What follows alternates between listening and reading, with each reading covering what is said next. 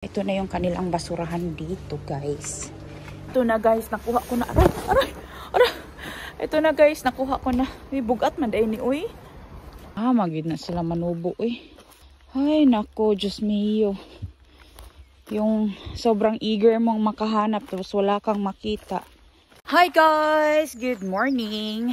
Sobrang aga ni Nico umalis today. And sobrang dami niya na rin nagawang firewood, guys. Ito na yung pangalawang load na nagawa niya. Yung isa is na-deliver na.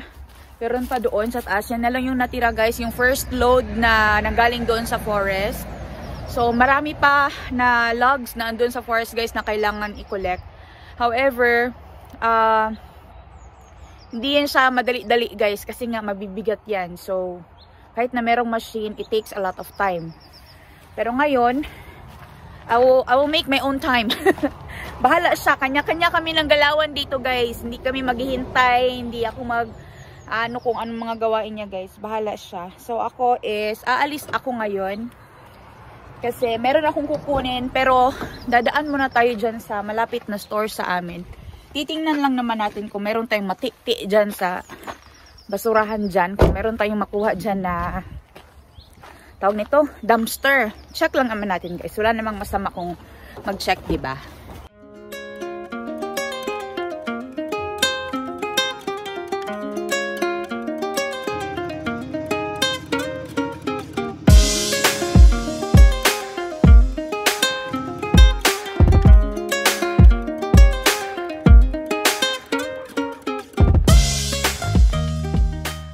Andito na ako sa labas ng Co-Market, guys. Ayun na yung basurahan doon. Tapos may truck. Kita niyo ba? Yan. So, i-check lang natin. We are not gonna be expecting anything. Kung meron ako makuha na patatas, it would be good. Kasi pwede naman natin yung itanim doon sa yard namin. But yeah, let's just see. Kung merong mabigat talaga, guys, hindi ko talaga yan siya bubuhatin. Kasi mabigat yung mga basurahan dito. Magka ako ang ma-shoot doon. Tapos may pasok ako mamaya, guys. So, baka hindi ako makapasok ng trabaho, matrap ako doon sa kanilang basurahan. Oh my God. But yeah, check lang natin. Let's not expect anything. Patatas will be good enough. Tama na yun. May sasakyan dito. Ewan ko kanino yan sa nagtatrabaho siguro dito. Pero yeah, ito na yung kanilang basurahan dito, guys. Ay, walang laman.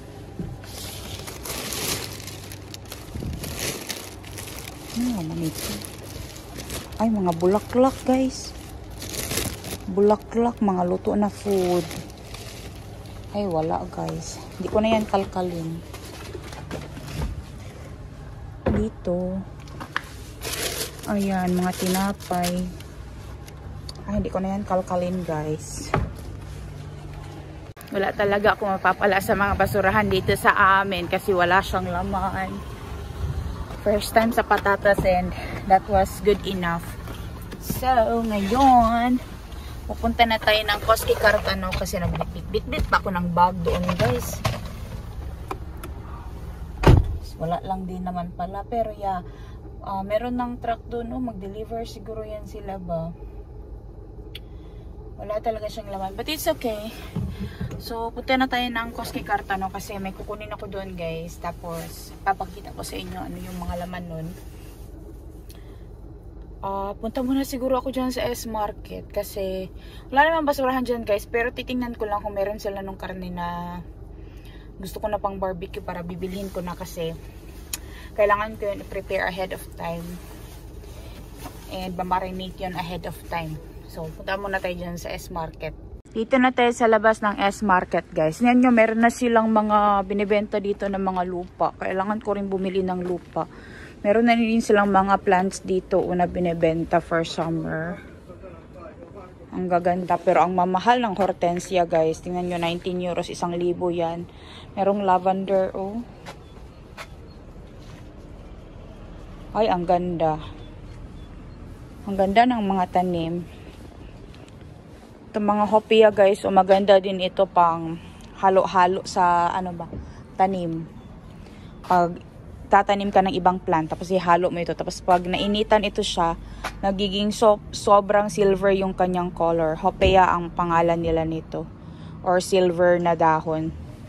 Ewan ko ano talaga yung pangalan niya, pero ang ano dito sa finish is Hopia Villaco Senesio. Maganda yan guys. Maganda na mga tanim. So, pasok tayo dito sa loob guys. Titingnan, ganito yung ginawa nila oh. Nalo-halo nila ba? Maganda yan siya guys kapag dumami na yan. Magiging puno yung pot. So pasok na tayo dito sa loob. Tingin-tingin tayo dito kung meron silang naka-sale or karne na kailangan ko guys. Kasi dito na ako bibili. Pero dito guys, wala silang dumpster dito. Kasi nakakandado yung kanilang basurahan dito guys. Andoon sa likod. Nakakandado siya. Tapos itong store na rin na to is yung mga items nila na pa-expire na is dinodonate nila sa church, which is really good kasi hindi siya nasasayang. Ito yung mga karne nila guys. Hanap ako dito. Sana may magtapon sa dumpster ng ganito kalaki ba o kagaya ko yung Julie. Wala man ganyan sa amin guys. Ay wala man yung karne dito oy. Doon siguro ako sa kabilang Prisma na lang pupunta. Mahal. Uy, Diyos mio marimar. Tingnan nyo yung mushroom dito guys. Na kagaya ng nakukuha ko doon sa Haviki or nabibili ko sa Haviki. Yung ganito is 2 euros 49. Yan. For grilling. Mahal din yan ah. Kung yan lang ang bibilhin mo, tapos kailangan mo pa ng ibang ingredients, yung kesa pizza, zucchini, 2.79 ang per kilo. Last time nakakuha ko ng dalawa, 1 kilo din yun, di ba? Mura na yung mga para sakali ngayon, 99 cents na lang siya or 1 euro. Kasi season yan ngayon. Ganito o kapag nakaisa-isa na lang talaga, kunwari sa isang box na ganito guys. Nasira yung isa. Yung iba niyan, itatapon na talaga nila kasi hindi napapasa sa standard. Kasi mga chili na galing doon sa Haviki, ganyan man yun, oh. O, ning kulubot na. Wala na, ilabay na nila, guys. Ilahan na ng tanaw nun niyang hapon. Tatapon na yan nila. Wala ako nakita doon na karne na hinahanap ko. So, pupunta na tayo ng Koski Karta, no? Kasi kukunin ko yung aking in-order online. Ay, hindi pala online. Through sa application pala, guys. Kunin natin. Tapos, papakita ko sa inyo yung mga laman nun. Ito na, guys. Nakuha ko na. Aray! Ito na, guys. Nakuha ko na. May bugat man dahil ni Uy. Bugat siya. Ay! Pero, yeah. Uwi na tayo ng bahay, guys. Tapos, i-unbox ko to. Papakita ko sa inyo yung mga napamili ko. As usual guys, kailaagan man ako, malikot ang mga paa, hindi pa ako umuwi ng bahay. Andito ako sa forest na nakat siya 2 or 3 years ago. Kasi sabi ng workmate ko guys, yung Corva Sieni daw, tumutubo siya sa forest na nakat, nasira yung ano ng lupa niya.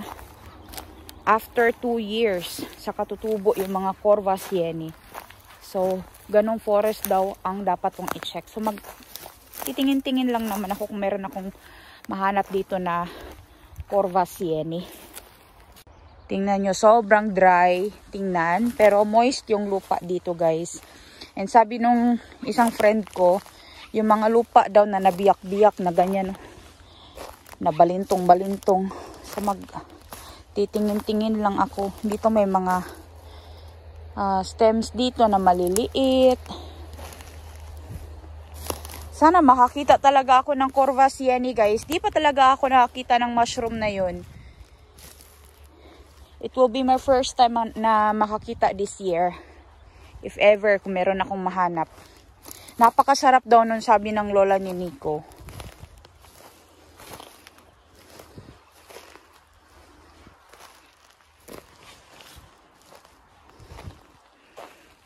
Malaki ng gubat na to na na-harvest ba. Sobrang daming logs ang nakuha dito. Diba guys, na-harvest na itong forest na to. Akala nyo lang, wala nang puno na tutubo dito. Pero actually, may mga tinanim na dito na mga birch trees. Yan o, bagong tanim yan. Marami sila.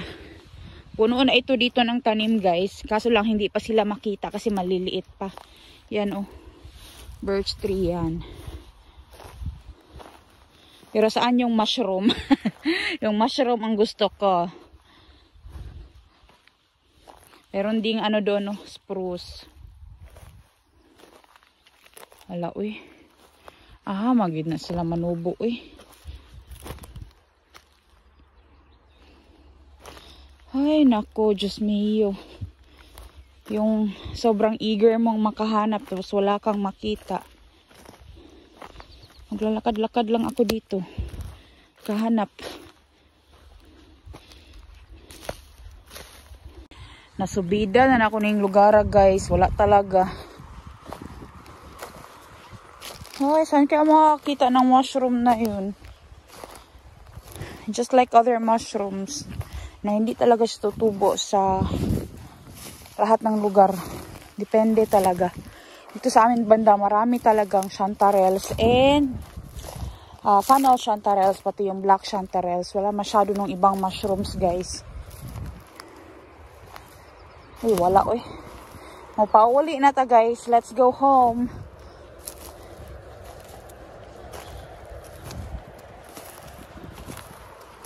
Lapit lang ng forest sa amin guys. Pwede lang siya lakarin. Wala talaga uy. Mapauwi na lang dyan ko aning empty-handed aning mushroom. Pero may box naman tayo guys na hindi empty. And sobrang bigat. So uwi na tayo ng bahay. Kain ako ng lunch after. Tapos, trabaho na ulit.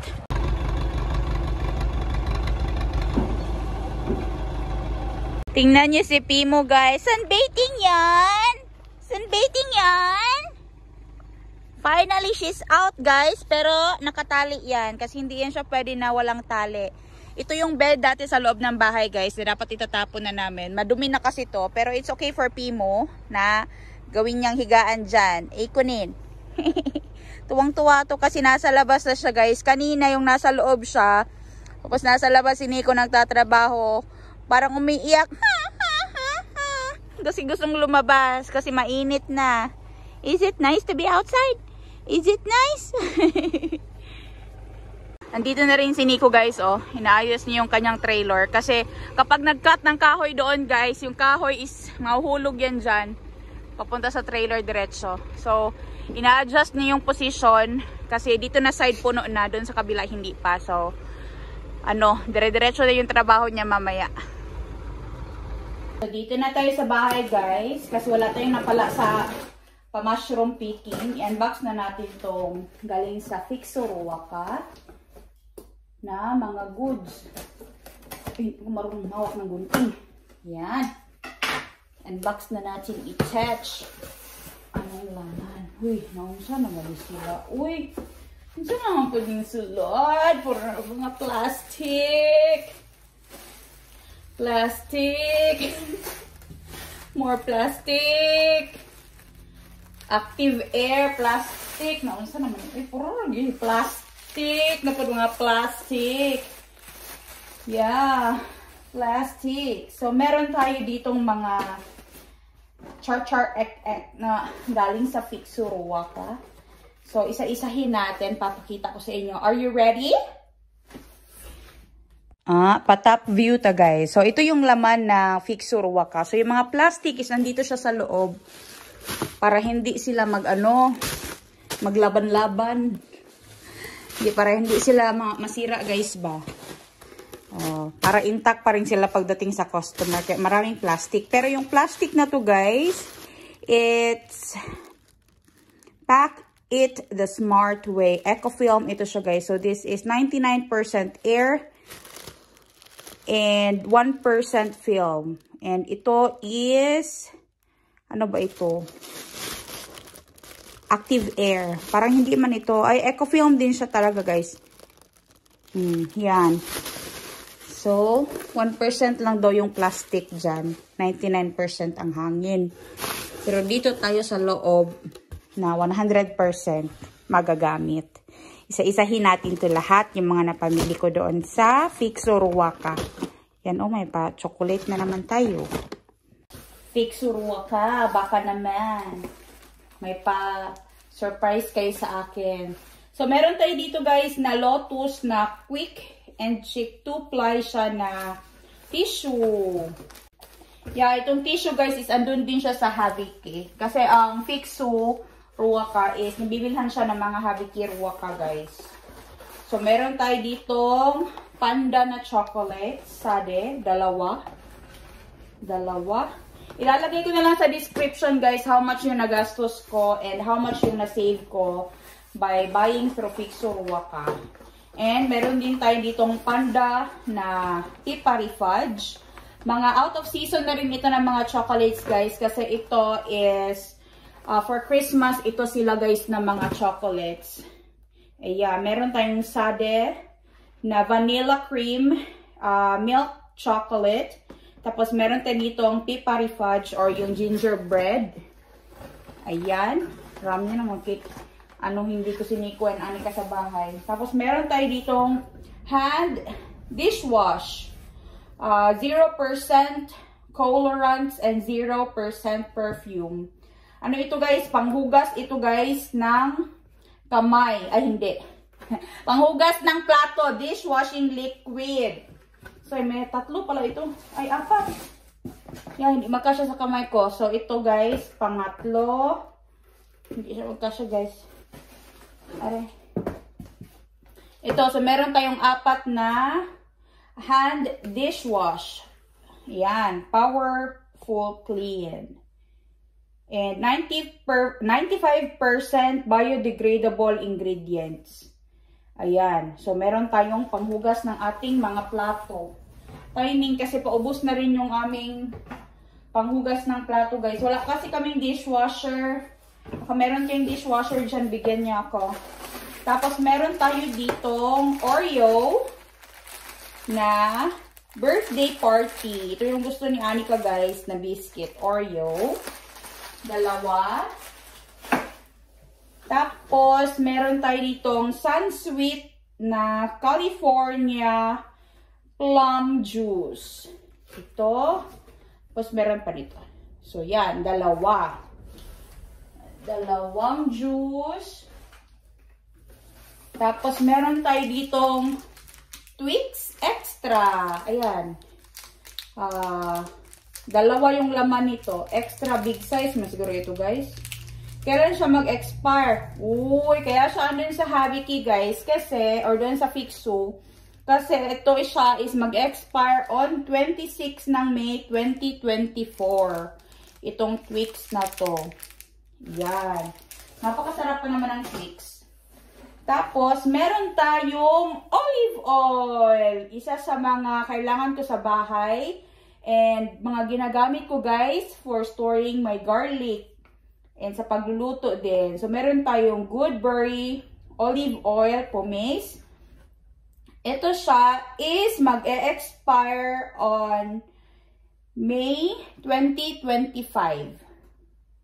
Yeah. Naka-sale ito doon guys. Lahat ng mga items na nasa Fixo is naka-sale sila lahat. So mas cheaper siya compare sa store. Tapos, ano ito? Ano ito?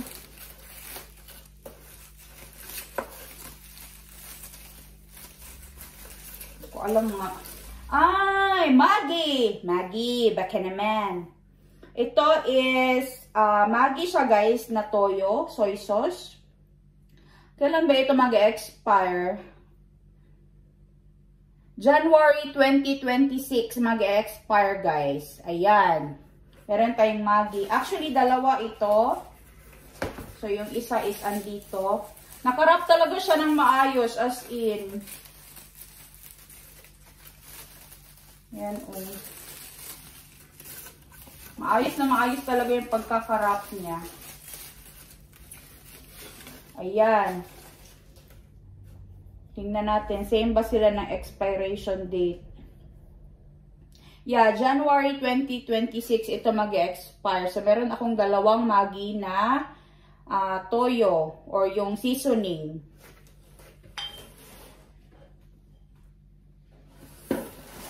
Ito guys, meron tayong dalawang Twix na chocolate. Ang laki.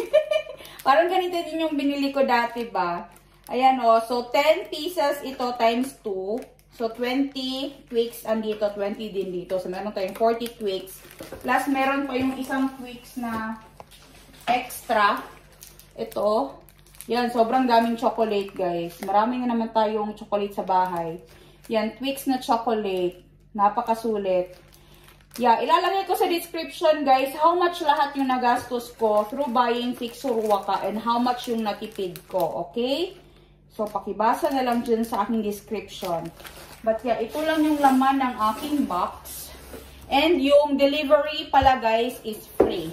Wala akong binayaran sa delivery through Fixer Waka. Libre siya. Itong lahat pala ng napamili ko, guys, worth 76 euros and 6 cents kung hindi siya discounted. Imaginein mo, yan lang ang mabibili mo for worth 76 euros.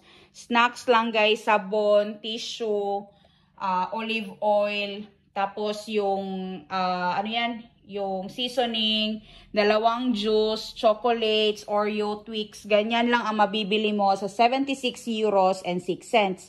However, meron akong 5 euros na discount from the previous purchase na ginamit ko yung code nun. So, nag-minus ng 5 euros. So, total, lahat-lahat ng binayaran ko, guys, free ang shipping fee is 35 euros and 29 cents. Kalahati din ang natipid ko, guys, through buying all these snacks from Fixer Waka Pistefi. Ang laking savings din nun kasi kung bibili ako nito sa store, mag-iisip ako, guys, isang ganito lang ang bibilhin ko, hindi na ako bibili nito. Usually, isang Oreo lang ang binibili ko. And usually, hindi din talaga ako bumibili ng Twix sa store kasi nga, mas mahal siya doon. But through Fixer Waka, ang laki ng aking natipid. And maraming kakainin ng aking mga amo dito sa bahay. Kasi dito, guys, sa bahay namin, kailangan talaga na merong kutkutin. Kasi palaging gutom ang mga tao dito sa amin. Di naman kitang-kita naman sa mga katawan namin, guys. Yeah. But of course, we are not gonna be consuming all of this at one time. Kasi meron kaming gathering na paparating. We will also share some of this sa aming mga friends na dadalaw dito sa amin. Malaki din talaga ang na-save ko, guys, through Fixer Waka. Sinulat ko lang dito sa papel. Pero i-attach ko dyan sa screen, guys, how much yung nagastos ko and yung na-save ko para makita nyo talaga na this is not a joke. You can buy a lot of good things through Fixer Waka o kaya through Matsmart. Ang laking savings talaga. So, meron ako magiging baon today. Siguro magdadala ako ng isa nito sa work ko, guys, para ma-share ko sa workmates ko. Kasi Mother's Day kahapon, di ako nag-bake ng cake or anything because I was not feeling well. I was sick. I was just resting after work. Natulog lang talaga ako. Di nga ako nag-vlog or anything, guys. So, magdadala ako ng chocolate dun sa work ko, guys, para ma-share ko din sa mga workmates ko. So, ngayon, bago mag-start yung aking shift ng 2 o'clock ng hapon, it's 12:37 na ng tanghali. Magluluto muna ako ng pagkain namin. Dito sa bahay, guys, may mga kutkutin talaga na naka-reserve dyan. Like itong mga chocolate na to, nanggaling yan doon sa Matsmart. Tapos yan is nanggaling doon sa Happy Waka Paika yung biscuit. Maubos yan, guys, kapag nakita ng dalawa yan. So, napaka savings talaga sa akin na doon ako bumibili sa mga Happy Cake. Kasi nga, ang laki na natitipid ko. And I hope na meron din talagang ganito sa Pilipinas. Yung mag-sale ang mga store ba yung hindi nga yung tabunan lang o i-erase yung price. Tapos yung totoong sale talaga ba? Para at least yung iba makakain din at makatikim ng mga pagkain na hindi nakakain ng normal na tao. Yung mga mayayaman lang. Diba? Dito sa Finland, guys, halos lahat ng tao nakakatikim naman na lahat ng pagkain. Kasi nga sa quality and yung standard of living dito. Yung sahod mo is kaya naman. Yung isang araw mo na sahod, pwede kang makabili na nun ng branded na shoes. Mga 2, 3, 4. Ganon. Pero dyan sa Philippines, kahit pa anong klaseng trabahong gawin mo, napakahirap bumili ng mga sapatos, ang hirap bumili ng pagkain. And sana mag-improve din yung mga ganyan sa atin, no? Kung andito kayo guys, malapit at kailangan nyo ng sabon na panghugas, kuha lang kayo sa cabinet ko, meron akong 4. Ayan.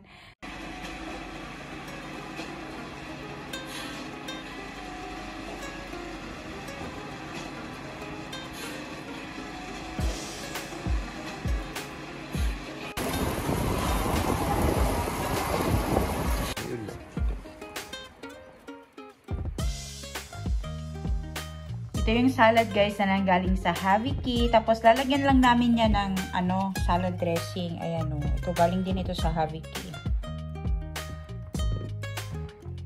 Mga unta guys, mabilis ang kain lang to. Mag-rice kami. Mabilis ang kain lang to kasi papasok ako ng trabaho. Si Nico naman yung trabaho niya dito lang sa yard. Kaya okay lang sa kanya. Pero ako mabilis ang kain.